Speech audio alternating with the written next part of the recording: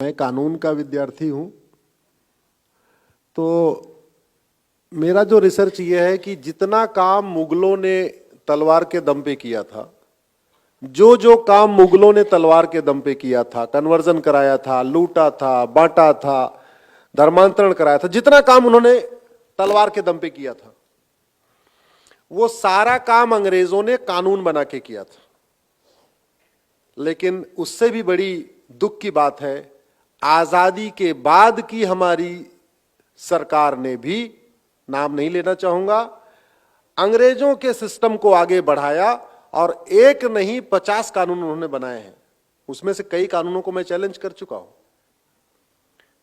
उदाहरण के लिए, जब 1950 में आजाद हुआ, संविधान में था देश में समान नागरिक संहिता होगी, तो नेहरू जी ने समान नागरिक संहिता नहीं बनाई, उन्होंने हिंदू मैरिज एक्ट बनाया। क्योंकि समान नागरिक संहिता बनाने के लिए अंग्रेजों के 1837 के शरीयत एक्ट को खत्म करना पड़ता, तो शरीयत एक्ट खत्म न करना पड़े इसलिए समान नागरिक संहिता लागू नहीं की, और बल्कि हिंदू मैरिज एक्ट और कर दिया। 1991 में कांग्रेस ने कानून बनाया कि अब आप अयोध्या के अलावा और किसी मंदिर के विषय को कोर्ट ले ही नहीं जा सकते।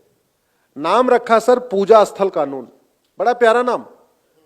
पूजा स्थल से ऐसे लगता है कि पूजा स्थल यानी मंदिरों के रखरखाव के लिए बनाया, लेकिन वो गजनी, गोरी, बाबर, हुमायूं के इलीगल एक्ट को लीगलाइज करने के लिए बनाया था।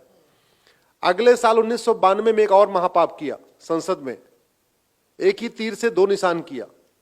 माइनॉरिटी कमीशन एक्ट बनाया, फायदा देना था मुस्लिम्स को, लेकिन उन्होंने हिंदुओं को बांटने के लिए भी किया। कानून की भाषा में हिंदू, जैन, बौद्ध और सिख हिंदू कहलाते हैं।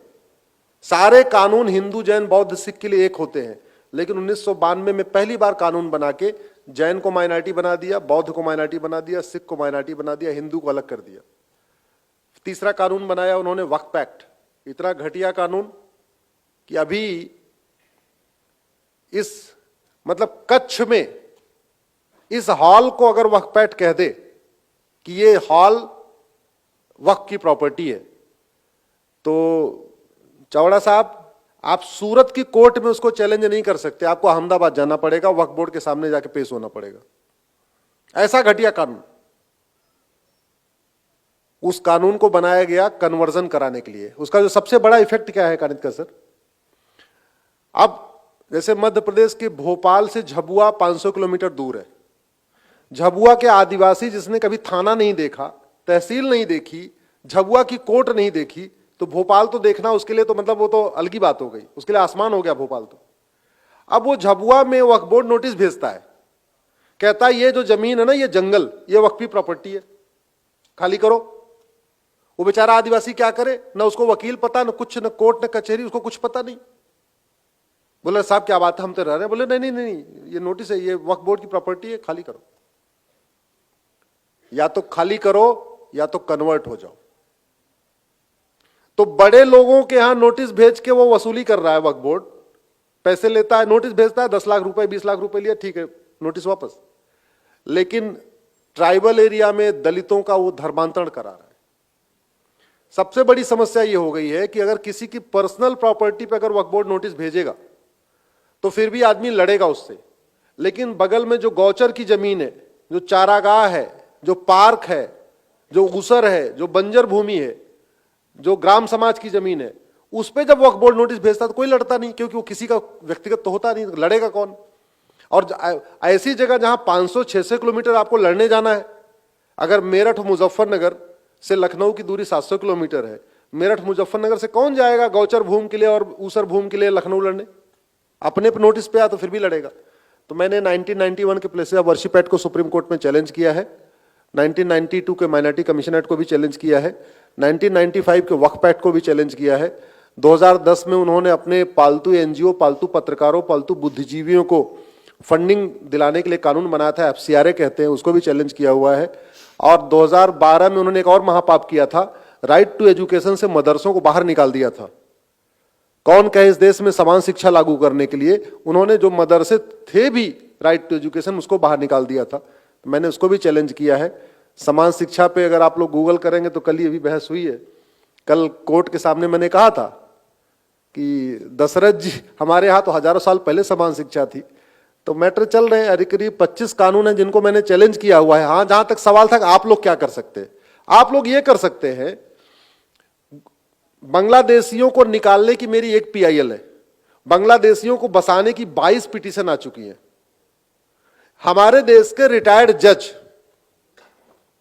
रिटायर्ड प्रोफेसर, मैं रिटायर्ड की बात कह रहा हूं, retired IAS, retired IPS, retired जज, रिटायर्ड प्रोफेसर्स, जो अब अपने दैनिक जिम्मेदारियों से मुक्त हो चुके हैं, अगर वो कम से कम इस पीआईएल को यूज करना शुरू करें, तो अगर वो 22, जैसे धर्मांतरण पे 10 मेरी विरोध करने के लिए आई है, तो 10 हमारे समर्थन में भी आनी चाहिए थी।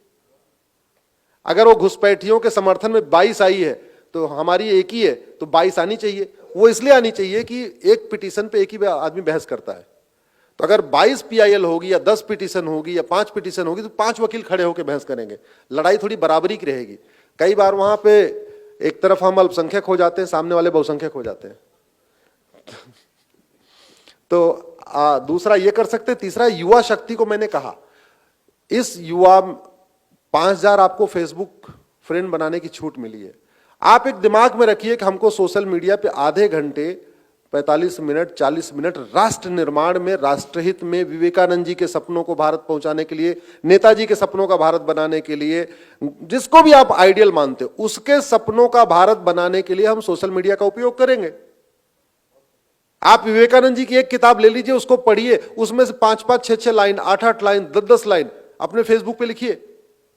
अगर आप 5-5 हजार फ्रेंड बना लें, तो यहां बैठे हुए लोग 5 लाख लोगों तक कवर हो जाएंगे। तो ये आप कर सकते हैं। अल्टीमेटली चीजों का समाधान सड़क, संसद और सुप्रीम कोर्ट से होना है। संसद और सुप्रीम कोर्ट का जगाने का तरीका है सड़क और सोशल मीडिया। सड़क पे रोज नहीं उतर सकते, लेकिन सोशल मीडिया में रोज 10 मिनट, 20 मिनट, 25 मिनट जाके अच्छी बातें लिख सकते हैं, अच्छे वीडियो शेयर कर सकते हैं। कानितकर जी ने इतनी अच्छी अच्छी बातें बताई, इनमें कई बातें मुझे भी नहीं पता थी, आज अभी तक मुझे भी कुछ ज्ञान मिला है। अब कानितकर जी की बात इस हॉल में बैठे हुए मेरे को लगता है सबके लिए नई बात होगी, लेकिन वो बात ज्यादा पहुंचे, पूरे देश में पहुंचे, तो फेसबुक पे डालिए, उस अभी लिंक जाए और उसको फेसबुक पे डाल दीजिए कि कम से कम।